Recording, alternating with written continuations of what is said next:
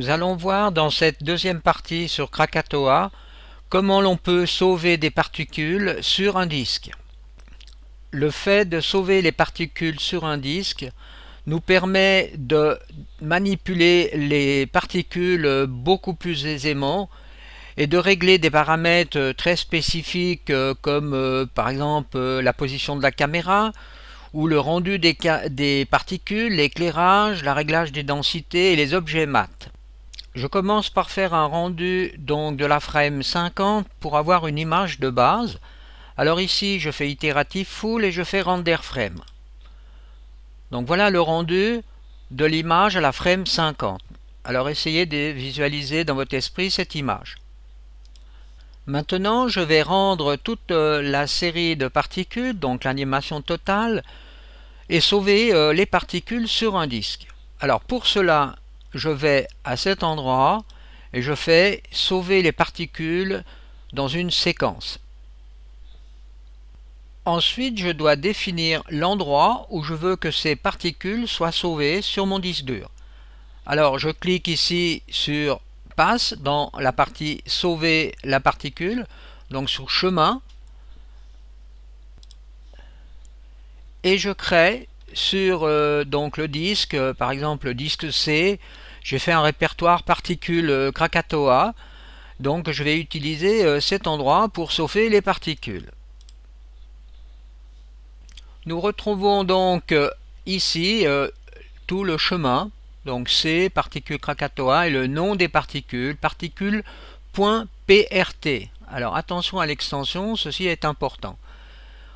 Ensuite, intéressons-nous à ce que l'on veut sauver dans le fichier particules. Alors, on peut par exemple sauver, vous voyez, tous ces canaux par défaut, ou bien ne sauver que par exemple la position et la vélocité des particules, car la densité, la couleur, les normales et enfin les numéros d'identification, eh bien cela ne nous intéresse pas. Nous n'en avons pas besoin pour faire par exemple la modification du fichier de particules. Alors pour supprimer ces canaux, il suffit de les sélectionner et ensuite de les envoyer de l'autre côté en cliquant sur cette flèche. Donc là, on va sauver que deux canaux de particules, la position et la vélocité des particules. Ensuite, pour lancer donc la création de ces particules sur le disque, eh bien on clique, vous voyez, à cet endroit, donc dans cette fenêtre rouge, Save to Particle. Et à ce moment-là, on a un message qui apparaît. Est-ce que vous voulez vraiment inclure les deux canaux position et vélocité, ne pas refaire de modification? Eh bien non, on veut sauver le fichier complet. On fait oui, et à ce moment-là, vous voyez, on crée donc les différentes frames, donc les 100 frames. On crée donc ce fichier de particules sur 100 frames. Donc nous pouvons vérifier donc que ces fichiers .prt ont bien été créés dans le répertoire particules Krakatoa. Donc on a les 100 frames qui sont calculés ici. Alors je viens de constater qu'en réalité je n'ai calculé que 80 frames. Eh bien tout simplement parce que au moment où nous lançons le calcul des particules, il faut bien ici préciser qu'on fait le segment actif de 0 à 100 et pas de 0 à 80.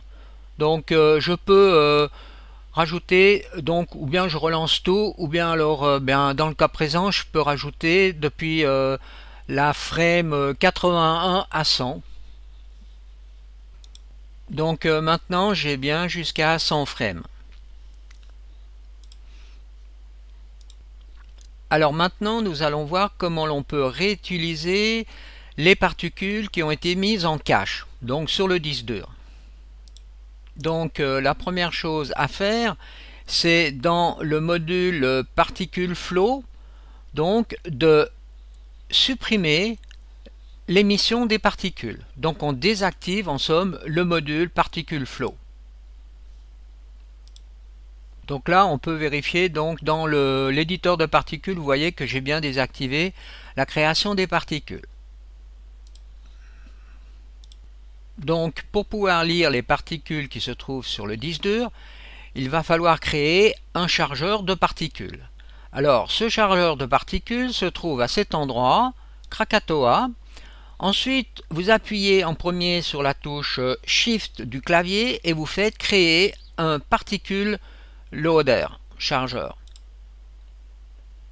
Et là, vous choisissez dans votre fichier de particules Krakatoa la particule 0 et faire ouvrir. Vous pouvez maintenant rafraîchir la fenêtre de Preview. Et là, vous voyez donc qu'on retrouve la séquence d'animation qui est identique. Donc, petite astuce, le fait d'avoir appuyé sur la touche Shift du clavier au moment où on a créé ce chargeur, eh bien ceci a impliqué que ce chargeur se trouve sur les coordonnées du monde à 0. Si l'on veut à nouveau rendre les particules qui sont en somme sur le disque dur, eh bien il suffit de revenir à cet endroit et de faire rendre les particules, rendu des particules de la scène. Ensuite, je peux faire donc un rendu de cette frame, la frame 50. Alors, vous voyez, on fait rendu frame. Et là, on rend de nouveau la même frame que tout à l'heure. Vous voyez que l'image est complètement identique. On peut déjà maintenant faire certains changements. Alors, je suis sur le PRT Loader. Et là, vous voyez, j'ai la possibilité donc de changer dans le preview les particules, de faire des tout petits points, de chercher par exemple à savoir la vélocité. Vous voyez, dans quel sens va la vélocité des particules entre les différentes frames.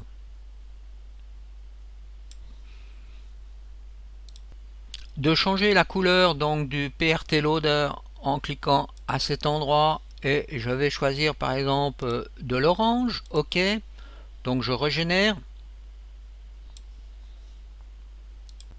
Alors j'affiche de nouveau des gros points.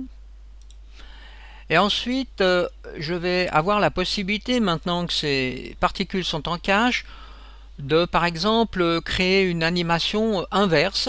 Alors pour cela, je clique sur Graph A.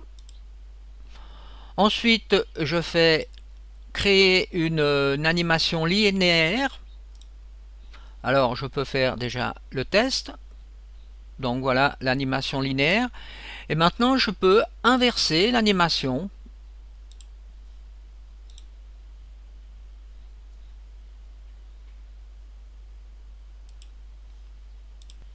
Nous avons donc encore d'autres possibilités. Ici, vous voyez, faire un ping-pong, une accélération ou une décélération, et de supprimer l'animation existante. Alors bien sûr, les animations étant en cache sur le disque dur, comme nous l'avons vu précédemment, donc dans le répertoire par exemple particules Krakatoa, eh bien on peut supprimer des particules donc à certains endroits dans la séquence si l'on le désire. Alors il nous faut encore voir comment l'on peut donc recréer une séquence d'animation, donc faire un rendu. Alors pour cela je vais donc toujours dans Render scène particules. Ici sur le bouton Render je clique avec le bouton droit et je fais Active segment de 0 à 100. Ensuite, je choisis ici l'endroit où je vais stocker donc mon animation. Alors, je vais l'appeler Krakatoa Cache 1 en format AVI et je fais oui. OK.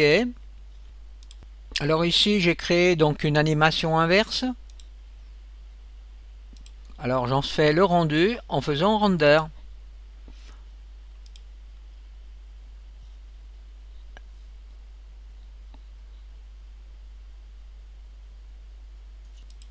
Et là, vous constatez que l'on traite quand même 2 millions de particules.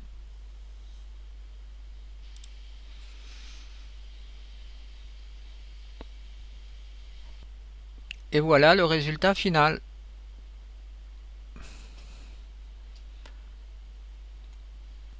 On peut encore effectuer ce test. Alors là, j'ai carrément changé la vue de la caméra et je fais simplement le rendu d'une frame. eh bien, vous voyez que le fait d'avoir mis les particules en cache, eh bien, on peut changer la vue caméra sans influencer donc le rendu des particules. Ceci est donc encore une facilité supplémentaire. Alors, ceci sera la fin de cette partie 2 sur le logiciel Krakatoa.